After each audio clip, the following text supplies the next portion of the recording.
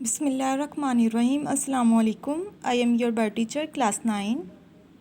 Now we are going to start our 14th lecture, chapter number 4, cells and tissue, and the page number is 63. अब हमारे पास next topic है endoplasmic reticulum. तो student, सबसे पहले हम endoplasmic reticulum के की पॉइंट्स देख लेते हैं कि हमने इस टॉपिक में क्या क्या डिस्कस करना है। एंडोप्लाज्मिक रेटिकुलम के बारे में बताना है, उसकी नेक्स्ट लोकेशन, फिर नेक्स्ट उसकी टाइप्स हैं, 2 टाइप्स है, रफ एंडोप्लाज्मिक रेटिकुलम और smooth endoplasmic reticulum. Endoplasmic reticulum का अब क्या मतलब होता है? एंडो का मतलब होता है इनसाइड, प्लाज्मिक साइटोप्लाज्म में, ठीक है। रेटिकुलम चैनल्स यानी कि इंटरकनेक्टेड ये चैनल्स होंगे कहाँ पर? इनसाइड यानी कि साइटोप्लाज्म में ये चैनल्स होंगे।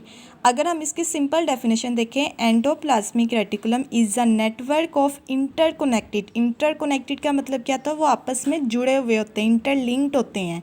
चैनल्स यानी कि इधर से रास्ते हैं, पाथवेज हैं। तो सबसे पहले आपकी यहाँ से लेके यहाँ तक हेडिंग क्या बन गई है? एंडोप्लाज्मिक रेटिकुलम की, कि ये इस तरह के बने हुए, यानी कि अगर आप ऐसे देखें तो ये क्या है? इंटरकनेक्टेड है, ऐसे बने होंगे। और ये क्या होंगे? चैनल्स होंगे, रास्ते होंगे। ये आपके रास्ते नज़र आ रहे हैं, तो ये क्या है? Endoplasmic reticulum is a network of interconnected channels.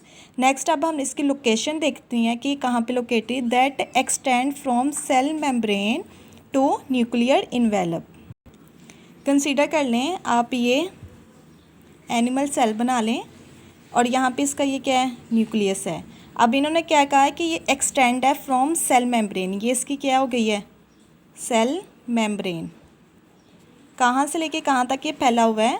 यानी कि न्यूक्लियर ऐसे, ये इंटर ऐसे कनेक्टेड चैनल्स होंगे जो सेल मेम्ब्रेन से न्यूक्लियर इन्वेलप तक ये फैले होंगे, ठीक है, एक्सटेंड हुए होंगे, ठीक है। ये इसकी लोकेशन है। तो that extend from cell membrane to nuclear envelope.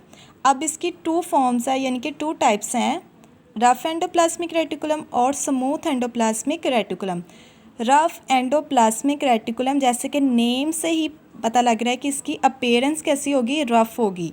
RER rough endoplasmic reticulum, SER smooth endoplasmic reticulum is so named because of its rough appearance. इसकी क्या है? रफ अपीयरेंस है। क्यों है? Due to the numerous ribosome that are attach to it. ये देखिए, आपको ये राइबोसोम्स क्या होता है? Tiny granular structure. ये आपको छोटे छोटे से दानेदार साख्ते आपको नज़र आ रही हैं। ये किसके साथ अटैच है? रफ एंडोप्लाज्मिक रेटिकुलम के साथ। इसकी वजह से इसकी क्या है? रफ अपीयरेंस है। अब ये राइबोसोम्स का क्या काम होता है? हमने प्रीवियस टॉपिक में भी बात की थी कि ribosome is the factory of protein synthesis, यानी कि उसने प्रोटीन बनाने की वो क्या है? फैक्ट्री है। अब इस पे भी क्या है? राइबोसोम्स प्रेजेंट है, यानी कि इसका भी फंक्शन क्या होगा? ये प्रोटीन सिंथेसिस में हेल्प करेगी।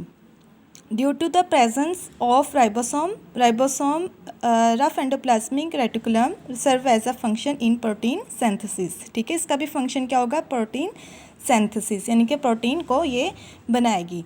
तो यहाँ तक आपकी सिर्फ थी हेडिंग रफ एंडोप्लाज्मिक रेटिकुलम की। अगर आपसे कोई फंक्शन पूछे तो इसका फंक्शन ये होगा, due to the presence of ribosome rough endoplasmic reticulum serve as a function in protein synthesis. Smooth endoplasmic reticulum, smooth का नंबर क्यूज का है due to its smooth appearance, ठीक है। अब इसमें क्या है? ये स्मूथ इसकी अपीयरेंस है, यानी कि इसमें क्या है? राइबोसोम्स नहीं है। इसमें राइबोसोम्स थे, इसलिए इसको हमने क्या कह दिया? रफ। स्मूथ में राइबोसोम्स नहीं है, इसलिए इसको हमने क्या कहा? Smooth endoplasmic reticulum.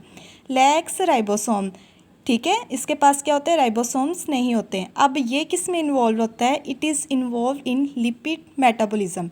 लिपिड किसे कहते हैं? फैटी मटेरियल को, ठीक है, यानी कि फैटी मटेरियल की जो तोड़ फोड़ करनी होती है, ठीक है, यानी कि उसको कॉम्प्लेक्स या सिंपल में कन्वर्ट करना होता है, वो किसने कन्वर्ट करना होता है? स्मूथ एंडोप्लाज्मिक रेटिकुलम ने। इसके अलावा ये चैनल्स बने हुए हैं, ठीक है, ये चैनल्स बने हुए हैं। ये क्या फिर करेगा? ट्रांसपोर्ट ऑफ मटेरियल, यानी कि मटेरियल को एक सेल से दूसरे सेल तक ले जाने पे भी इसकी क्या करेगा? हेल्प करेगा। ये इसके फंक्शंस मैं बता रही हूँ यहाँ से। इसके अलावा ये क्या काम करेगा? It also detoxifies the harmful chemicals that have entered cells. Toxify कहते हैं जहरीले, डिटॉक्सीफाई उसका जहरीलापन को उसको दूर कर देना, यानी कि जो से हार्मफुल केमिकल्स सेल के अंदर एंटर हुए उसको ये क्या कर देगा? डिटॉक्सीफाइज कर देगा। तो स्टूडेंट्स आपने इनको अच्छे से याद करना है। ये था हमारा आज का लेक्चर। ओके, अल्लाह हाफिज़।